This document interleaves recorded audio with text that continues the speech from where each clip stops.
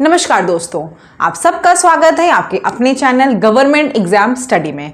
तो दोस्तों, जैसा कि हमको पता है यहाँ पर हम लोग पेट की पढ़ाई कर रहे हैं। आप सभी की तैयारी कैसी चल रही है? मुझे उम्मीद है कि आप सभी बहुत अच्छे से अपनी प्रिपरेशन कर रहे होंगे। जैसा कि हमारे चैप्टर में यहाँ पे हमारे चैनल पे हम लोगों ने टेबल्स एंड ग्राफ्स कवर कर लिए हैं, आप उसको देख सकते हैं, प्लेलिस्ट में पड़ा हुआ है। और साथ ही साथ मैंने आपसे बताया है कि आप डेली एक टेबल और एक ग्राफ का क्वेश्चन करते चलिए, ठीक है। हमने इंडियन पॉलिटी कवर कर ली है, हम लोगों ने इंडियन नेशनल मूवमेंट भी कवर कर लिया है, उसकी प्लेलिस्ट बनी हुई है। अब हम लोग दोस्तों दो चीज़ स्टार्ट कर चुके हैं, वो है एक साइंस और दूसरा आपका जनरल अवेयरनेस। जनरल अवेयरनेस की भी कई चीज़ें मैंने पढ़ा रखी है, वो आप देख सकते हैं।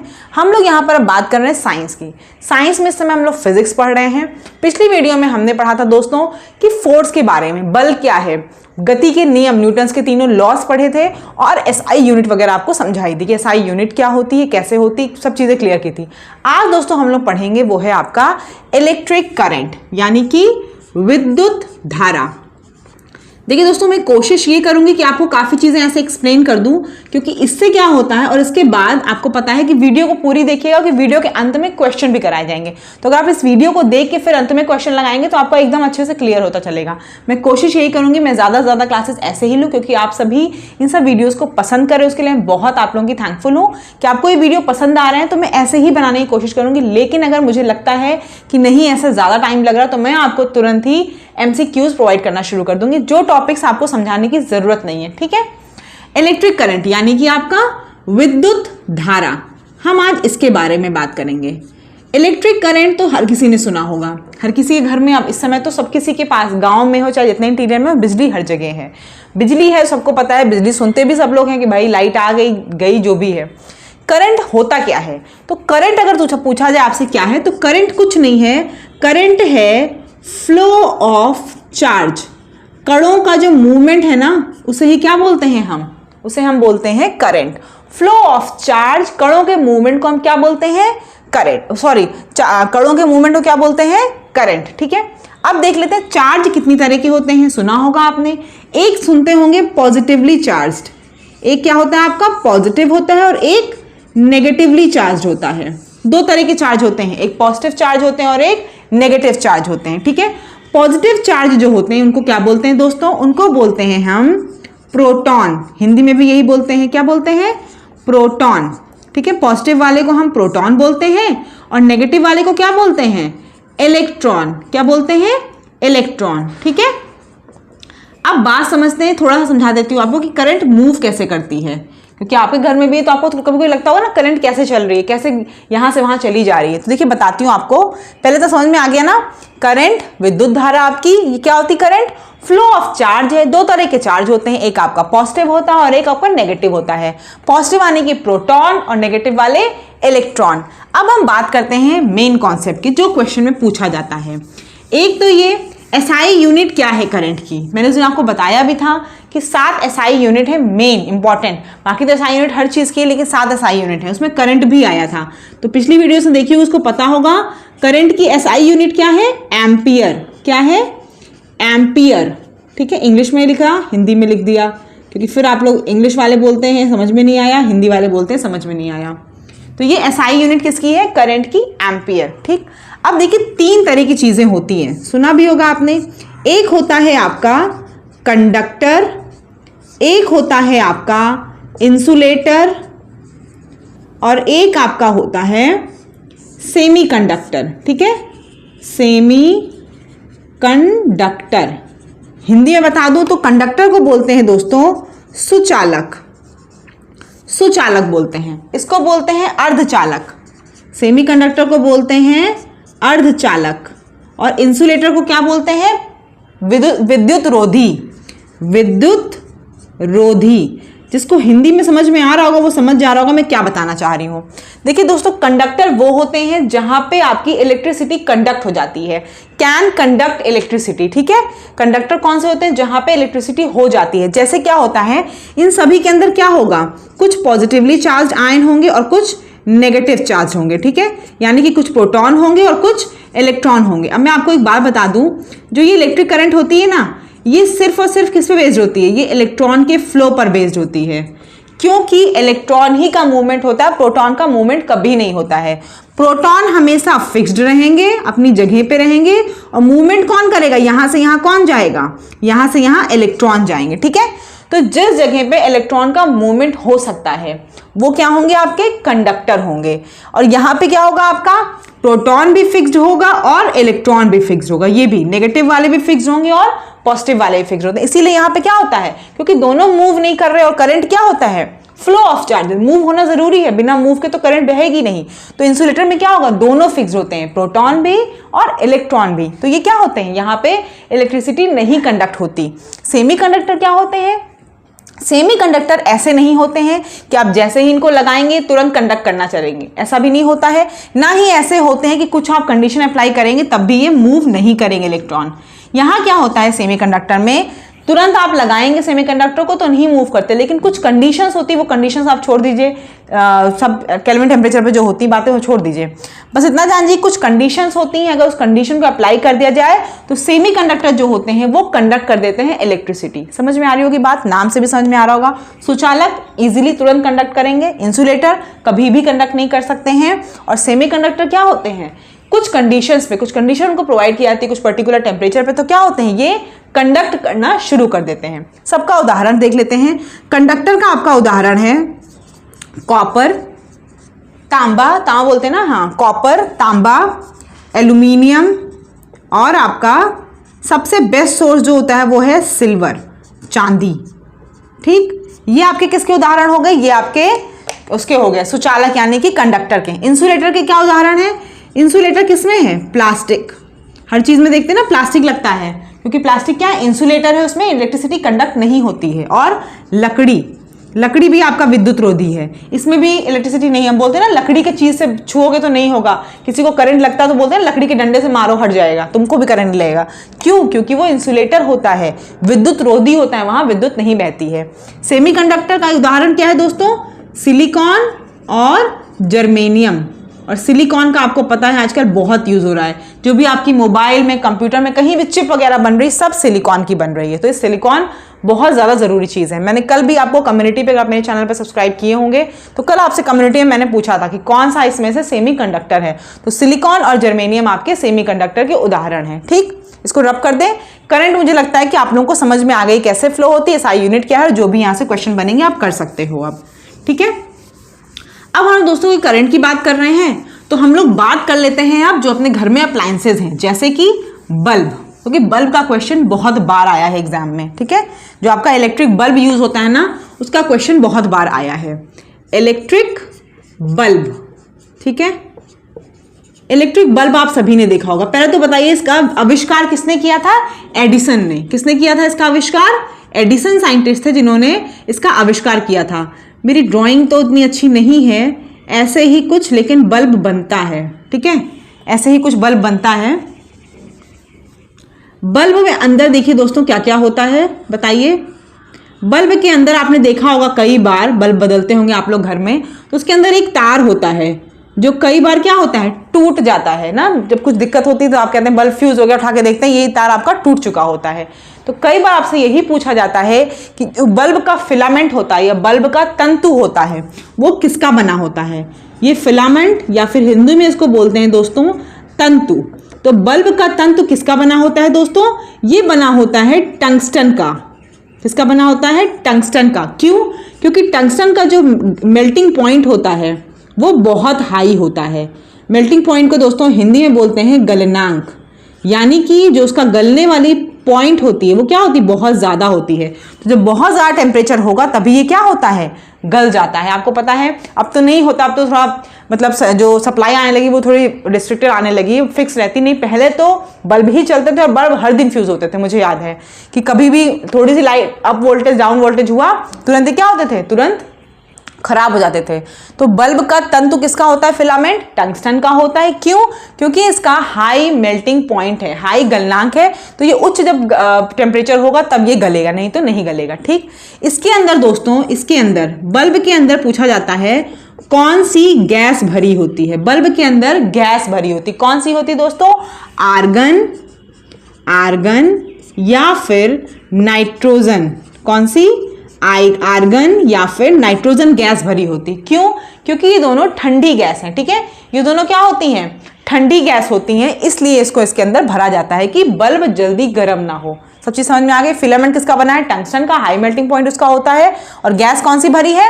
आर्गन या फिर नाइट्रोजन की, और ठंडी गैस होती है बल्ब को ठंडा करने के लिए, ठीक है। अंदर से आगे देख लेते हैं, यहीं पे एक और क्वेश्चन आता है आपका, वो आता है कि विद्युत हीटर के अंदर कौन सा तंतु होता है?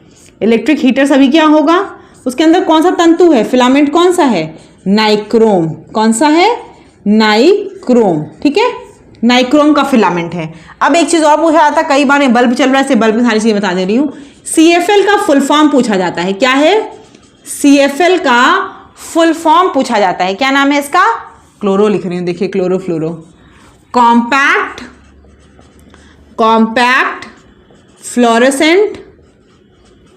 Fluorescent lamp, compact fluorescent lamp, ठीक है। ये आपका क्या है? CFL का फुल फॉर्म, सीधे CFL का फुल फॉर्म पूछा जाता है।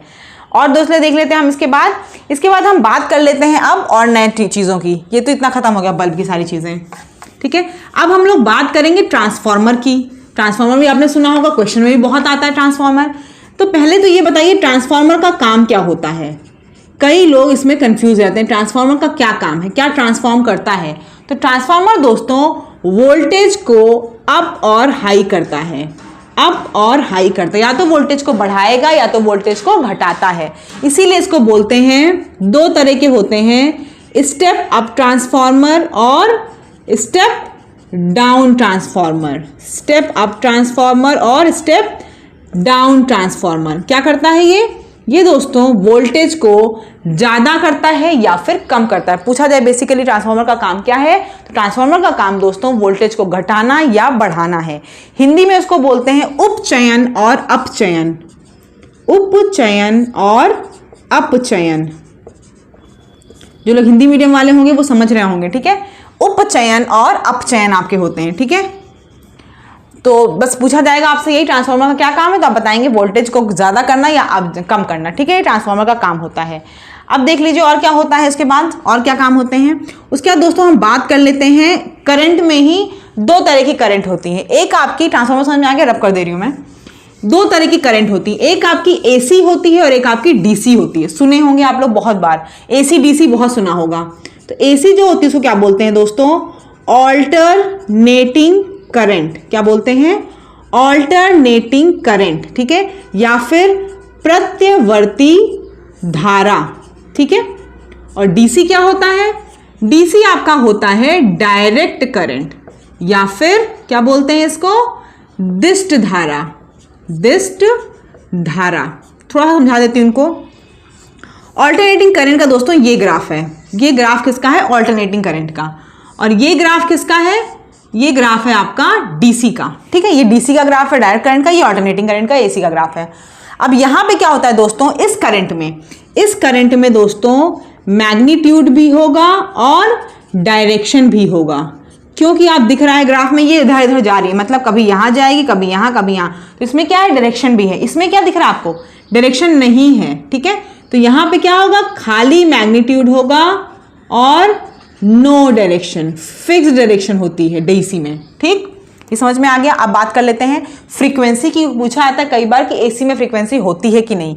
तो फ्रीक्वेंसी की अगर बात करें दोस्तों, तो एक साइकिल जानते हैं कहां से कहां तक होती है? इसकी एक साइकिल यहां से पूरी यहां तक होगी। ये आपकी एक साइकिल होती है, ठीक है। ग्राफ के टर्म्स में समझ लीजिए। यहां पे जो फ्रीक्वेंसी होती है, फ्रीक्वेंसी दोस्तों कितनी होती है AC की? 50 हर्ट्ज। कितनी होती है? 50 हर्ट्ज होती है। मैंने बताया नहीं है, शायद हो सकता है बताया होगा वीडियो में। फ्रीक्वेंसी की यूनिट क्या बताई थी? हर्ट्ज बताई थी ना। तो फ्रीक्वेंसी यहाँ पे कितनी होती है? 50 हर्ट्ज, यानी कि एक सेकेंड में 50 साइकिल, एक सेकेंड में 50 साइकिल होती हैं, ठीक है। Frequency is equals to one by time होता है, ठीक है। Frequency is equals to one by time. यहाँ पे तो एक सेकेंड में 50 साइकिल, फ्रीक्वेंसी 50 हर्ट्ज है। लेकिन DC की बात करें तो क्या होती है? DC में फ्रीक्वेंसी क्या होती है? 0 हर्ट्ज। कोई फ्रीक्वेंसी यहां नहीं होती है DC में, ठीक है। DC में कोई फ्रीक्वेंसी नहीं होती है। अब कई बार आपको पता है कई इक्विपमेंट होते हैं आपके जो आपके घरों में बह रही है बिजली, वो सब क्या है, एसी है। डीसी का कहाँ यूज करते हैं, जो आपका मोबाइल चार्जर है वो सब क्या है, डीसी है। तो अब आप ये बताइए एसी करंट घर में बह रही है और मोबाइल चार्जर जो है वो डीसी यूज करता है, तो उसका मतलब क्या यूज करना पड़ेगा, कन्वर्टर यूज करना पड़ेगा जो एसी को डीसी में कन्वर्ट कर दे। कई बार ये पूछा गया है प्रतिवर्ती धारा को दिष्ट धारा में कन्वर्ट करना हो या फिर एसी को डीसी में कन्वर्ट करना है तो किस चीज का यूज होता है। उसका नाम है दोस्तों, हिंदी और इंग्लिश में एक ही है, रेक्टिफायर। क्या है, रेक्टिफायर जो होता है वो एसी को डीसी में बदलता है। ठीक है, रेक्टिफायर जो होता है वो एसी को डीसी में बदलता है और इन्वर्टर जो होता है दोस्तों वो डीसी को एसी में बदलता है। ठीक है, वो डीसी को एसी में बदलता है। रेक्टिफायर एसी को डीसी में और इन्वर्टर डीसी को एसी में। ठीक, क्लियर हो रहा है ना सब, यही सब सीधे सीधे आता है। अगर आप पेपर प्रैक्टिस सेट लगाते होंगे तो वहाँ ये सब टर्म्स आते हैं, जो पढ़ रहे होंगे उनको समझ में आ रहा होगा, सब इंपॉर्टेंट चीजें ही पढ़ाई जा रही हैं। ठीक है, रेक्टिफायर एसी को डीसी में और इन्वर्टर डीसी को एसी में कन्वर्ट करता है। एक दो चीजें और पढ़ाएंगे फिर हम लोग जल्दी से अपना क्विज स्टार्ट कर देंगे। इसके बाद दोस्तों आपका बचा रह रहा है एक तो लेजर का फुल फॉर्म क्या होता है। लेजर का फुल फॉर्म, सीधे ये प्रश्न आता है कि लेजर का फुल फॉर्म बताइए, तो क्या होता है, लाइट एम्प्लीफिकेशन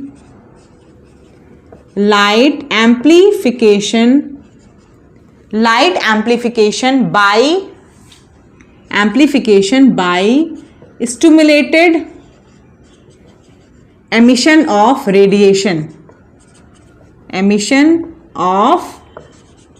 रेडिएशन। और ये आपको ऐसे ही याद करना पड़ेगा इंग्लिश में, क्योंकि लेजर का फुल फॉर्म इसी में आएगा, हिंदी में नहीं आएगा। लेजर का full form light amplification by stimulated emission of radiation. ये किसका फुल फॉर्म है, लेजर का। हम आपको एक और फुल फॉर्म बता देंगे रडार का, क्योंकि रडार भी कई बार पूछा था, इसका फुल फॉर्म बताइए। क्या है रडार का full form, radio detection and ranging. Radio detection and ranging. दोस्तों आपसे मैं बार बार बोल रही हूँ टेलीग्राम ग्रुप ज्वाइन कर लीजिए। अगर आपने नहीं ज्वाइन किया जरूर ज्वाइन कर लीजिए, क्योंकि कल मैंने आपको टेलीग्राम ग्रुप पे कल आपको फिर से कुछ इंपॉर्टेंट कॉन्सेप्ट भेजे थे जो हमेशा पूछे जाते हैं। ठीक है, तो आप उनको वहां से एक बार देख लीजिएगा अगर नहीं देखा है तो। अब हम लोगों का कुछ बच रहा है कि सब हो गया इतनी चीजें, हाँ हो गया है आपका। ठीक है, सब हो गया, जितनी चीजें मुझे पढ़ानी थी वो सब आपकी हो चुकी हैं अब। अच्छा, रेजिस्टेंस वगैरह रह गया है।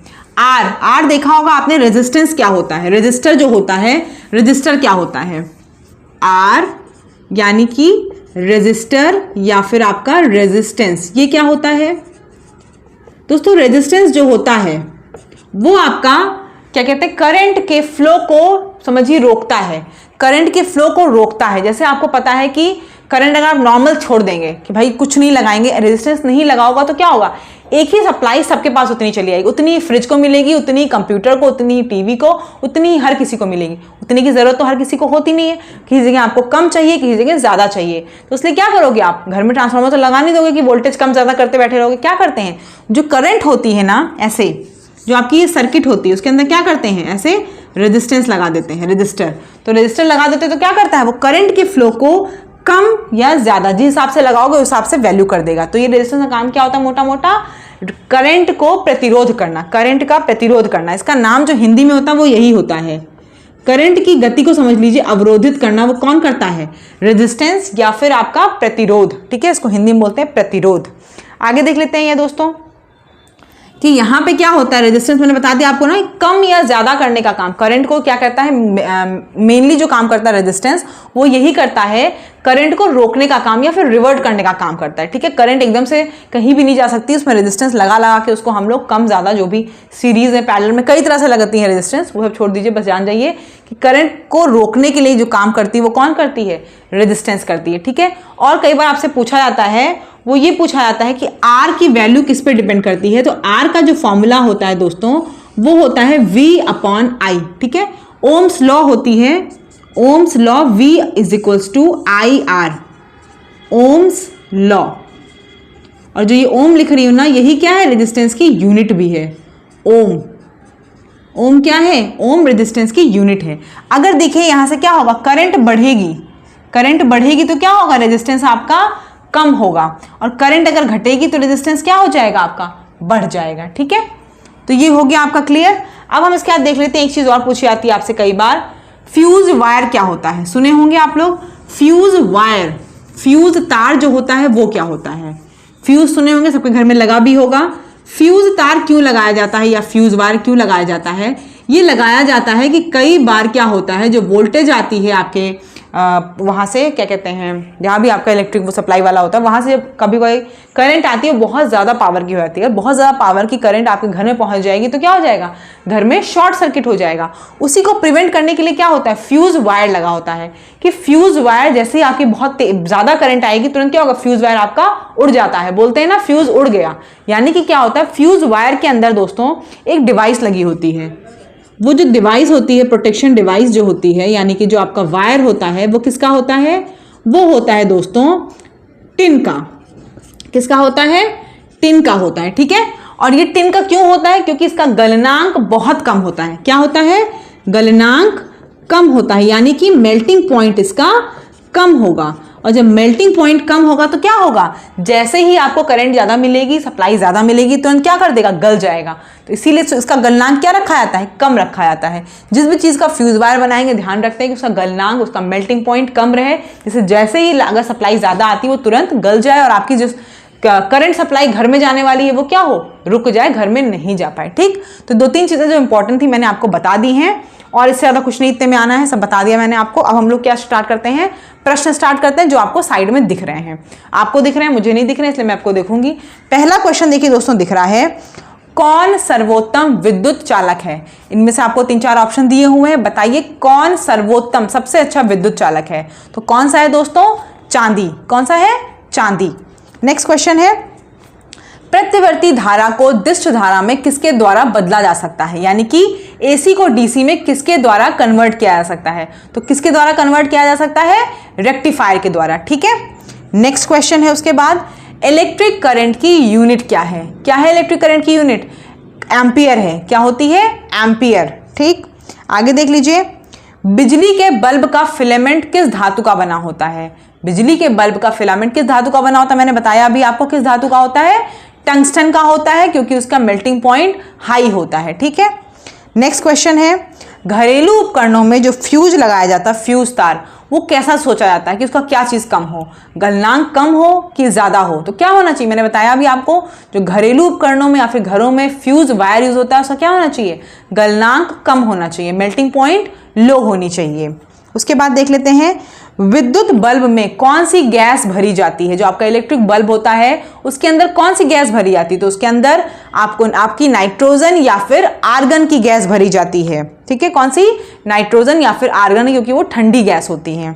उसके बाद लास्ट क्वेश्चन है, विद्युत हीटर में कौन सा तंतु यूज किया जाता है, किसी का फिलामेंट यूज किया जाता है। तो हीटर में दोस्तों नाइक्रोम यूज किया जाता है। ठीक है, क्लास कैसी लगी कमेंट सेक्शन में जरूर बताइएगा, और ऐसे आपकी सीरीज चलती रहेगी। अगर आपने चैनल को अभी सब्सक्राइब नहीं किया है तो जरूर कर लीजिए, प्लेलिस्ट को जाके रेगुलरली देखिए और पढ़ाई को एकदम जोश के साथ पढ़ते रहिए। ठीक है, कोई क्वेरी हो तो कमेंट में पूछ सकते हैं हमसे। धन्यवाद।